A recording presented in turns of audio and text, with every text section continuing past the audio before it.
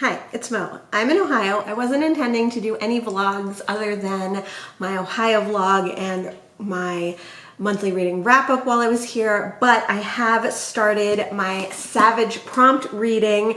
I'm going back to June, actually, where the prompt was to read a book that was inspired by the outfits of Simon and Louise Savidge at the time that they made their prompts video. I knew I wanted to read this book while I was in Ohio, while I was at the airport specifically, because it's like such a perfect airport book. But I realized as I was getting ready to leave that it also matched the prompt, so I knew that I also wanted to read it for Savidge Reads. So this is Richard Osman's The Bullet That Missed, and this is the third in the Thursday Murder Club. I got my dad and his friend Marilyn hooked on this series. I read the first book on audio. I found a copy in a little free library. I gave it to my dad. I found the second book, and then I gave it to him as well, and then he bought this book so that Marilyn and I could read it. The Thursday Murder Club is about a group of people, older, elderly people. They are a group of friends all living in a retirement village in England, and they have started the Thursday Murder Club. This is a club that they run like out of the game room, where they go over cold cases and they try to solve them themselves. The reason that they can do this is that they all had like varied jobs when they were younger. There's a psychologist, there's an ex-nurse, there's an ex-secret agent, there's an ex-political terrorist. So they all have like background to be able to help solve these crimes. And the club was initially started by Elizabeth and her friend Penny, but unfortunately Penny went into hospice, so they were left lacking a member, and that's when the ex-nurse Joyce joined the club. So of course they love gossip. They all have their own special skills, so they love solving these cases. They stumble upon a current murder, and it's left to this band of friends to try and solve it. That's the first book. The second book follows on directly after that book, and now we've incorporated people that we met in the first book who helped them solve their murder in the first book. The third book carries right on after the second book, and we're seeing that some of their pasts have definitely affected them and continue to affect them. We're seeing how their friendship is growing. It's been about 6 months since the first book, so we're learning more about them, and we're recovering from events that have happened in the previous book as well. Certain people in the different books are making new connections, and people are popping up all over from various cases that they've had.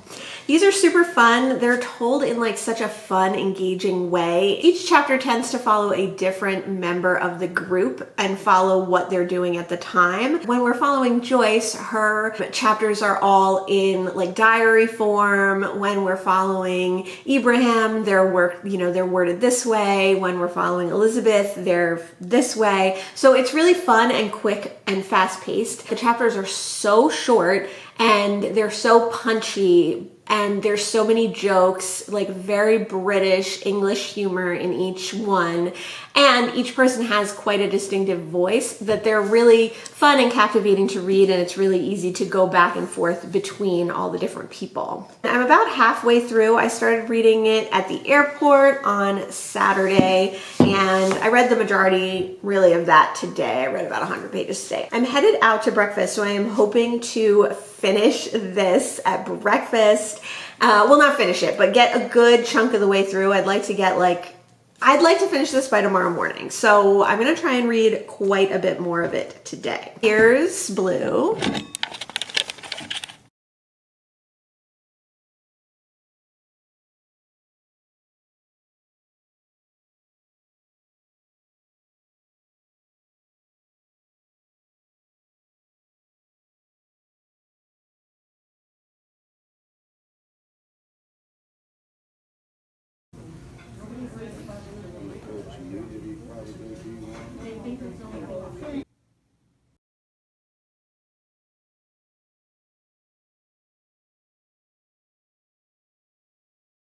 Hi, it's Mo and Gary. It is July 19th, and yesterday I finished The Bullet That Missed by Richard Osman, the third in the Thursday Murder Club. So this was my Savidge Prompts pick for June. I'm a little behind. I really enjoyed it. It's the third installment in the Thursday Murder Club, so it's a little bit hard to tell you what it's about, but it follows all our main characters, Ron, Elizabeth, Ibrahim, and Joyce, as they, of course, get into shenanigans. Chris and Donna, the Kent police officers, are there as well. We have characters from the second book. We have characters that made appearances in the first book. We have characters that are new to this book that we're finding out about. Some of them may be murderers. This is a fun series because you're like ever expanding and more people are learning about the Thursday Murder Club and more people are there to help. So now Joyce's daughter is around and she is an accountant, so sometimes they have her look into stuff. Ron's son is around, sometimes they have him look into stuff. Ron's grandson. Now we have some people in high places that might be able to help them and some people in low places that might be able to help them. So we're ever like growing and learning more. I do think that this one was a little bit ridiculous about how much they just told people what they were doing and how much they let people that they didn't really know in on their secrets. So I think sometimes they do that because they know the person is bad, and I think sometimes they do that because they have an instinct that the person is good. But in this one, it just felt a little too much like you were literally just telling every person what was going on. So it felt like they were being a little reckless. I'm super too happy to have read it. It fits the prompt. I'm happy to get up to date in another series this year. So I've had 2 series now that I've gotten up to date in, and it's only July. I plan on doing a series check-in soon to talk about all the series that I'm working on. I was also planning on doing July's prompt, which is to read a book that you've been putting off, that you've been wanting to get to. And I have quite a few books that I am considering for this prompt, but I haven't decided which ones yet. But when I make my decisions, I will come back to you.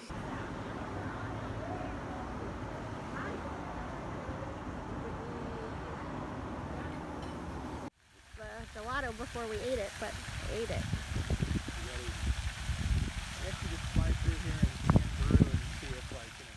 It is July 27th. And I have started my next book for the Savidge Prompts. So I am back from Ohio.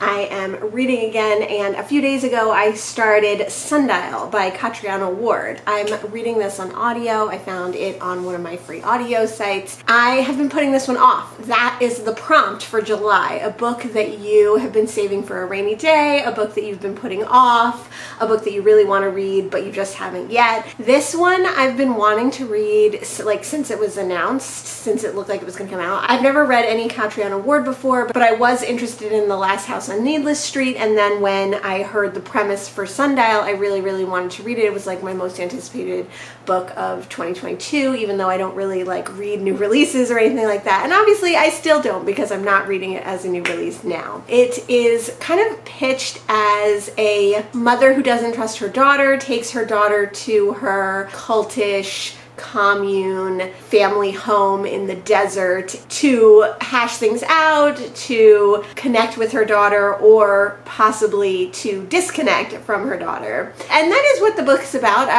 I'm probably about 50% of the way through. Our main character is Rob, and she lives kind of a perfect seeming, idyllic seeming life. She has a older daughter and she has a younger daughter. Right off the bat, we know that like her perfect life isn't so perfect, that she and her husband fight a lot, don't get along, that she is frightened of her husband, that she is frightened of her older daughter, and she very much like loves and dotes on her younger daughter, Annie, who is seemingly very like weak and docile, whereas Rob's older daughter is much more like strong-willed, and maybe from Rob's perspective, we think that something is wrong with her older daughter. What is her name? Cassie? We're gonna say Cassie. I don't think that's it, but we're gonna say it anyway. Cassie kind of frightens Rob. Cassie does odd things. Cassie can be mean, and Rob worries that Cassie is gonna harm Annie. She decides to take Cassie to her old family home, which is lovingly called Sundial, which is in the desert in California. The whole family's been there before, but as Cassie and Rob go back to Sundial, we're getting some of Cassie's perspective as well, and we're hearing that she kind of feels similarly about Rob that Rob does about her, in that like she gets along much better with her father and she connects much more with her father. But with Rob, she feels like something is off there. Like Rob is pretending to have this perfect life. Like Rob is pretending to have these perfect thoughts and pretending to like Cassie. And Cassie knows that Rob doesn't really like her. She might love her because she's her mother,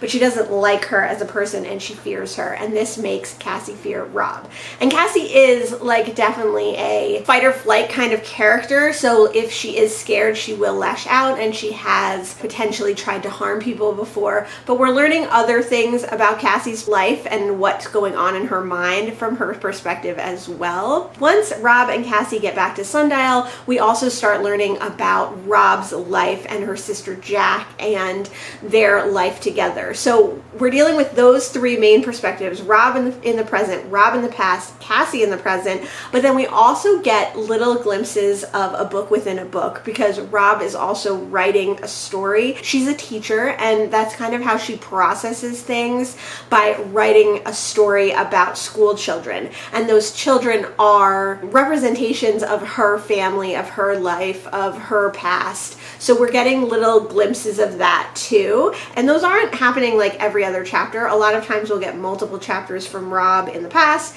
and then we'll get a Rob in the future, and then we'll get a Cassie a little bit later. Maybe we'll get a bit of the story. So I like that aspect. I do not like when dual perspective or multiple perspective is like 1, 1, 1, 1, 1. That drives me crazy. There's always a timeline that you wish you were reading more of, and you have to wait to get back there. Whereas if multiple perspectives are broken up into multiple chapters each, or into less than multiple chapters each, like the story of the book within the book, that makes it easier, more palatable to get through. I feel that way about the book within the book in this. Like, I don't understand why it's there, that perspective, and I don't enjoy that aspect of it. So I'm happy when those aspects are over and when that storyline is over. I don't want to be reading that storyline particularly. So I'm glad that it's not a very big perspective or multi-chapter perspective in the book. But so far, it's definitely not what I expected. It's definitely horror. It's definitely unsettling.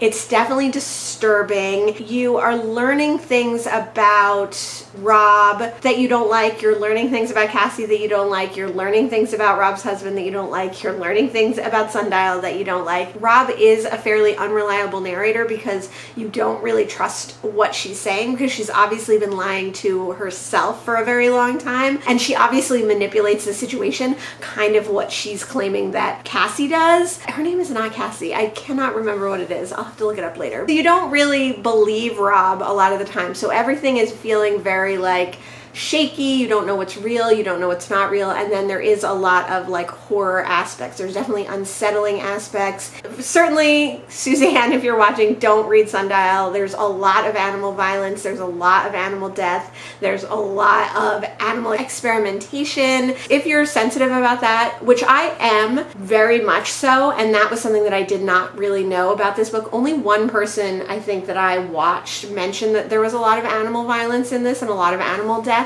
So I would definitely say if you're sensitive to that, do not read it. I'm finding it not too hard because it's animal experimentation for like science. Even though it's disturbing and horrible and I don't like it, it is told in a more clinical way, which I felt that way about Transcendent Kingdom, where the main character Gifty does experimentation on mice and like lab mice in a lab setting. So like it's very upsetting, it's very disturbing, but because it's told in a very clinical way and not like a horrific way, it's a little bit more palatable to actually read. Obviously, I don't like it. Obviously, I wish it wasn't in there. And I don't understand why people have to write books where they harm animals. So far, I am enjoying it. It's not what I expected. The writing is not what I expected. It's a little bit more theatrical, over the top, a little bit more campy than I thought it would be.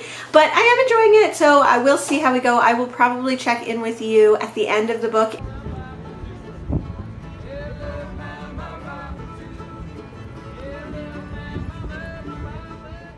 I'm not sure if if I didn't film an outro for Sundial or I lost the footage, but I did finish Sundial and I really enjoyed it. It was definitely a romp, a wild ride, a silly and ridiculous thriller. That's not what I was anticipating, but I ended up really enjoying it. I definitely could have done without the animal violence and without the book within the book, but it made me very interested to read more of Catriona Ward's work. If you read Sundial, let me know your thoughts in the comments below.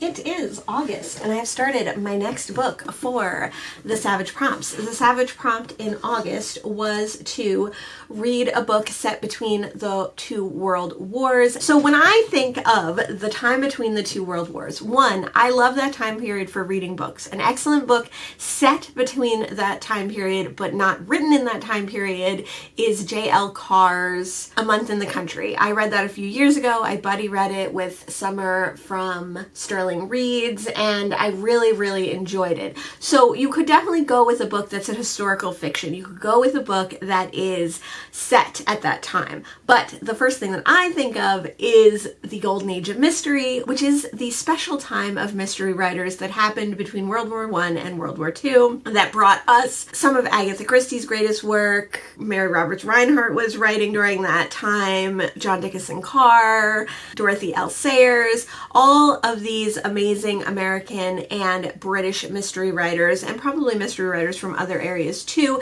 fit into the golden age of mysteries. So the first thing I thought of was to read a golden age mystery. I pulled a bunch off my shelves to see if they fit within that time period, and I decided to read Clouds of Witness by Dorothy L. Sayers. This is the second in the Lord Peter Wimsey series, which is her most well-known series. I do think she wrote a few other books. The Peter Wimsey mysteries are really her notable mysteries, and this book was written in 1927, right in that sweet spot between the two world wars, if you could call that a sweet spot. And like I said, this is the second in the series, so I have never read the first in the series. I read the third and then the fourth in the series, and now I'm reading the second in the series. I know a lot of people don't like Dorothy L. Sayers because her writing is very different than Agatha Christie, because she's known as a queen of crime, because she's known as a contemporary of Agatha Christie. People think that she's going to be very much like Agatha Christie, and she's not. They both do have comedic elements to their writing, just a very different vibe, very different tone, very different way of presenting a mystery to the reader. In Clouds of Witness, we follow Lord Peter Wimsey, and he is on vacation. He's actually just coming back from vacation, but he's going to spend a couple of days traveling and getting back to England when he finds out that his brother has been accused of murder. So he hightails it back to the English countryside, to the manor that his brother was renting, gets himself insinuated into the case, and luckily his BFF, the Scotland Yard detective Parker, is already there and already working on it. Lord Peter Wimsey is not only a nobleman, but he was in the First World War. He was injured. He's dabbled in quite a few things, and in the first book in the series, he starts dabbling in investigations. His friend and manservant, his butler, Bunter, also dabbles in this, so together they have solved a few crimes, and now they have to solve the crime of if Peter's brother is guilty, or if not, who killed the man on the estate. Dorothy L. Sayers, she herself, in the back of this book, there is a quote in her biography how she thinks of Lord Peter as a Worcester type. You know, he's rich, he leans into the aristocracy, he understands his like privilege and he revels in it and he uses that to his advantage. He's also a little bit of like a dandy or a silly person when he needs to be, but he's not as like clueless and ridiculous as Bertie Wooster by any means. He's also extremely intelligent. He's done a lot of things in his life. He has a lot of skills and capabilities,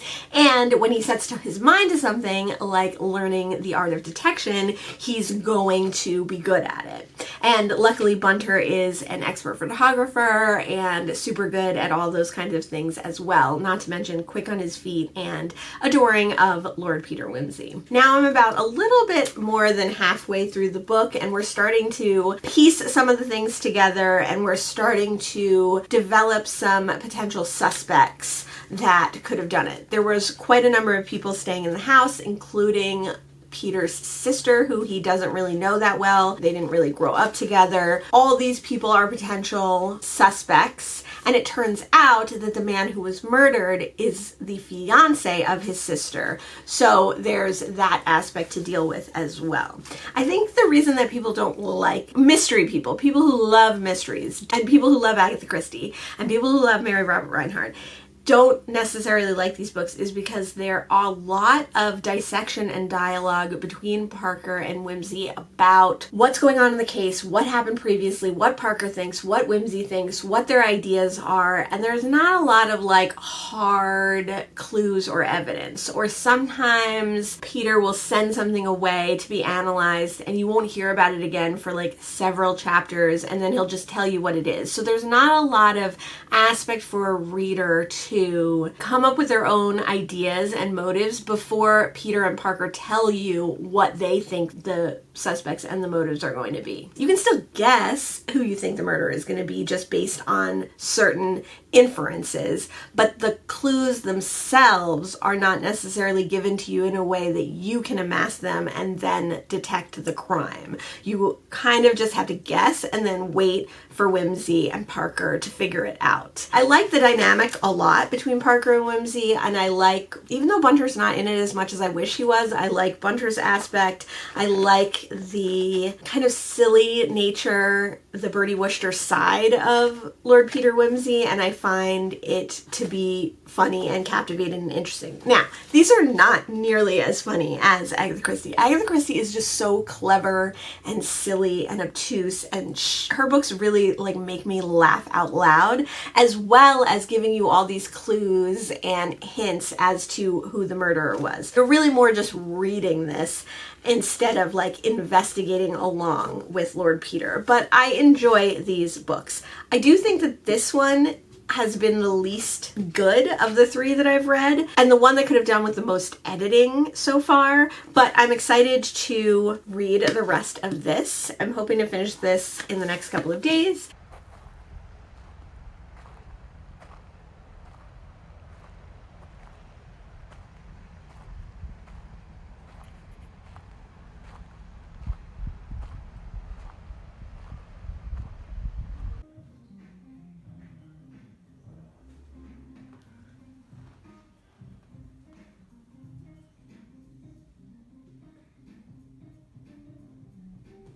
Hello, it's been a little while. I have finished the last book for this vlog. I finished Clouds of Witness by Dorothy L. Sayers. It's kind of an interesting family dynamic because his mother gets involved and his sister, who he's not close to, he ends up forming a more permanent relationship with. You get to kind of see some of the background of his family, which is interesting. It's definitely a morally gray book. I think that a lot of the Golden Age mysteries are. Agatha Christie certainly has morally gray characters, but they're more like righteous, or the gray nature of their morals are explained in a way that makes you feel they are justified in what they do. Whereas I think the people in this book are not good people necessarily. Although Peter is very upstanding and morally sound, his family not so much. There's a lot of questionable things that happen in this book that are never discussed really. There's no full explanation or discussion of why this character did this thing and if that's okay. It's more just understood that the aristocracy does bad things, that rich people are able to get away with things, and that that's just kind of the way it is. Peter almost even says that to a certain extent. I did really enjoy it. I think it is an interesting juxtaposition to Agatha Christie, but I definitely don't think that these books are as strong as any Agatha Christie that I've read, or even as some of the other Queens of Crime Golden Ages mysteries. After reading 3 books, I've read 3, 4, and now 2, I I'm still enjoying them. I like that they are kind of a mix of the hard-boiled detective, you know, Peter has his cane with a magnifying glass in it. It also has a sword. He has his rules and expertise of detection, but he's also very much like a Bertie Wooster, kind of a bumbling, silly character. He's not vapid and dumb like Bertie, but he does sometimes play that role to be able to help him solve crimes. I did find the ending of this book a little like unsatisfactory. There definitely were some questions and some actions of morally gray characters that were not really resolved that I would have liked to have seen. I do also think that this book was a little bit disjointed and long. It didn't flow as like naturally and as smoothly as I would have liked, but I did enjoy it. I do have quite a few other Dorothy L. Sayers books to continue reading, and I think I'll just continue reading them out of order. I haven't found Whose Body, which is the first in the series. This was also my 100th book of the year, which I think is fitting because last year my 100th book of the year was a Thursday Murder Club book, and this year I read that for the beginning of this vlog. So just to remind you, in this vlog I read The Bullet That Missed, which is the third in the Thursday Murder Club. That was for the prompt, a book based on the outfits that the host of Savidge Prompts were wearing. Then I read Sundial, which was for the prompt of reading a book that you've been saving for a rainy day or put off reading because you're really excited to read it. Then I read a book set between the two world wars. So this was set between the two world wars and written between the two world wars. And I also got to read my 100th book of the year. Those were all the books that I read for the Savidge Prompts. That was June, July, and August, and I will probably do another video at some point with September, October, whatever. Let me know if you've been enjoying these vlogs. Let me know if you're participating in the Savidge Prompts and what you read for any of the prompts that I mentioned here. Thanks so much for joining me today, and I'll see you in the next one. Bye!